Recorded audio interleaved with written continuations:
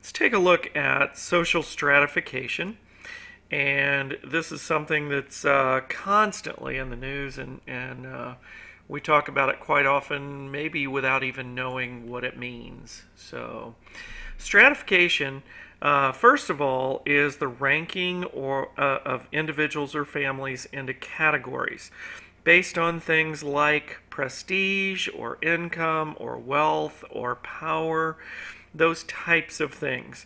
So when we kind of rank people in society according to where we feel they belong, that's social stratification. Now, it's based on a lot of social inequality, the whole concept of social inequality. Some degree of social inequality characterizes every single society. There's no society where every single person is totally equal. Stratification is also closely related to a person's life chances. When we talk about life chances, what we're talking about is a person's opportunities in life. The opportunity to provide themselves with material goods or positive living conditions, favorable life experiences. Not everyone's equal in those terms, and where you are in the stratification system is also going to determine a lot about what your life chances are. Now, there are two basic stratification systems that we look at. The first is a closed system. A closed system is basically where movement between statuses is impossible. Okay, it just doesn't happen. It's typically not allowed. So the person's status is labeled at birth, and it's based upon the family status, and that individual has no hope of ever changing that status.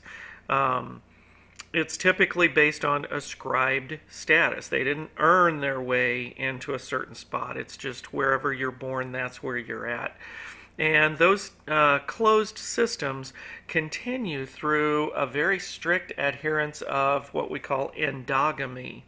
Endogamy is marriage within one's social group. So in other words, people would be allowed to marry within their status level, but they would not be able to marry outside of their status. Now, examples of this would be like slavery years ago in the United States, or the caste system years ago in India. That type of thing where, again, once, when you were born, you were in a certain spot in the stratification system, and that's where you stayed. Now, an open system, the opposite, is where movement between status levels is not only possible, it's even encouraged. We like to hear stories about people moving from one status to another.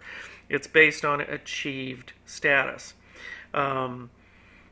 Boundaries between the classes are really kind of hard to differentiate sometimes in these systems. There is income inequality. That is a basic characteristic of a class system. You are going to see that quite often. And in the United States, that's been in the news quite a bit lately, talking about the top 1% versus the, remaining 99%. How much of a difference in income or a difference in wealth is a good thing? To give you an example, in 2005, the United States, in the United States, we had almost 250,000 people who reported incomes in excess of $1 million. But during that same year, we had almost 20 million households that reported incomes of less than $9,000. So it's quite a bit of a difference. Now, let's take it 5 years later. In 2010, the richest 20% of Americans, their mean income, their average income, was a little over $226,000, whereas the bottom 40% of Americans averaged income of $17,300. Now, that's just income. If we talk about net worth, their average net worth, the richest 20% of Americans, their average net worth, $16.5 million. The average net worth of the bottom 40% of people in our country in 2010 was a little over $10,000 in debt. That's not positive, but that's negative.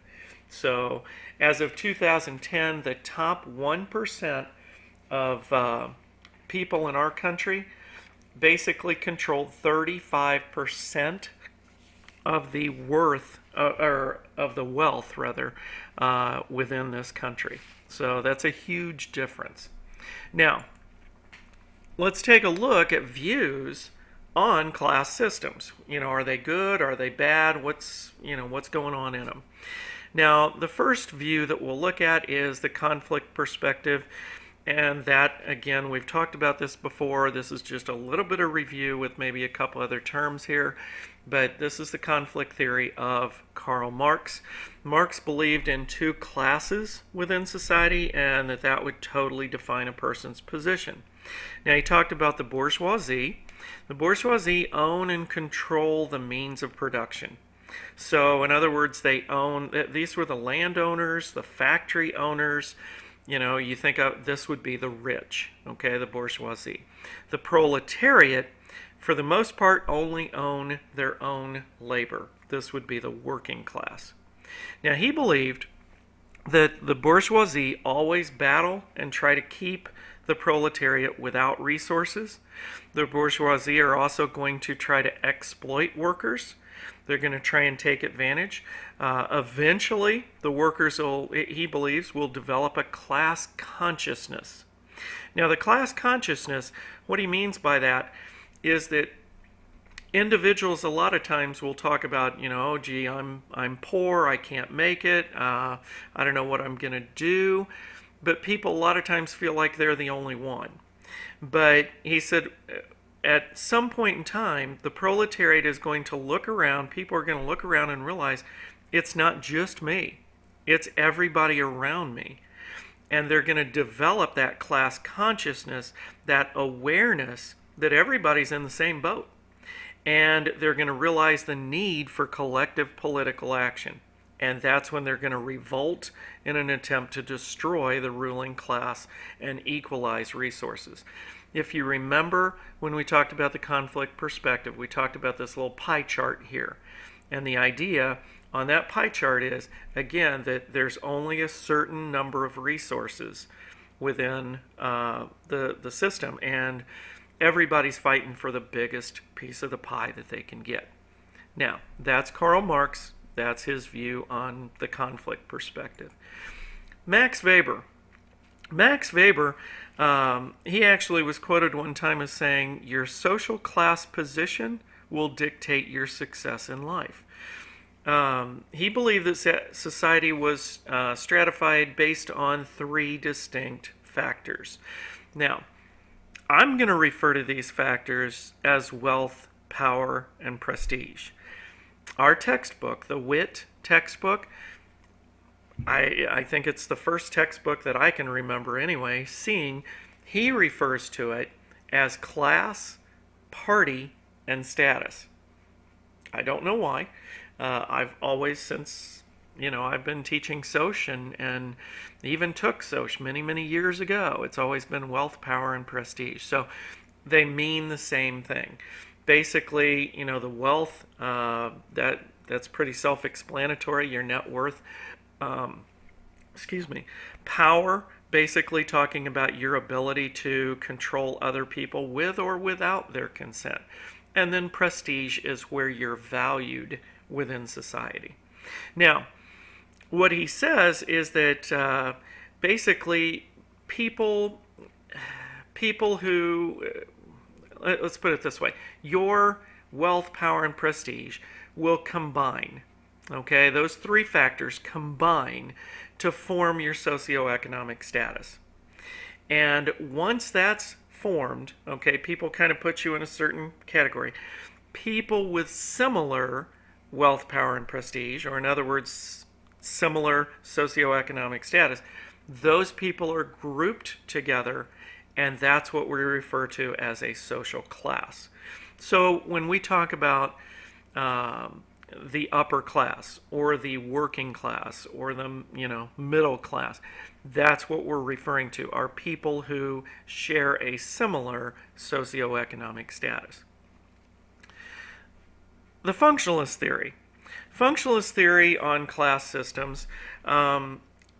Basically, let's go back to our question, okay? The functionalists believe that everything serves a purpose. So there has to be a purpose. Inequality within the class system has continued for many, many years, okay? Forever, basically. And so the question is, it must serve a purpose. And they say stratification is necessary, and it does have a purpose. They say certain roles in society must be maintained, and different rewards for these roles and skills ensure that people will do them. And more important roles get better rewards. I mean, think about it. Why would somebody go through years of college to be a lawyer if they're only going to get the same reward as a high school graduate? It doesn't make sense. So when we talk about the functionalist perspective, we're essentially saying that this inequality exists for a reason. If we look at this on a worldwide scale, the same thing continues to happen. We said from a functionalist perspective that there's a reason why that stratification occurs and why it exists. Well, if you think about it, could we have a rich nation if there are no poor nations? You have to have a comparison. So with the increases in technology and the globalization of economic markets, stratification does continue to exist through the world. And in fact, in many cases, the rich countries seem to continue to get richer and the poor countries continue to fall even further behind. In a rich country like ours, you may have a company like Nike and a variety of others. I'm not trying to pick on Nike, but some of these countries that outsource their production to developing nations, and they can get very, very cheap labor, and then they can ship their products back and to our country or ship them all over the world and charge extremely high prices for those products. So it's one of those deals where not only the companies are getting richer, but countries are getting richer as well. So let's take a pause at that point, and then we'll continue again with another topic here.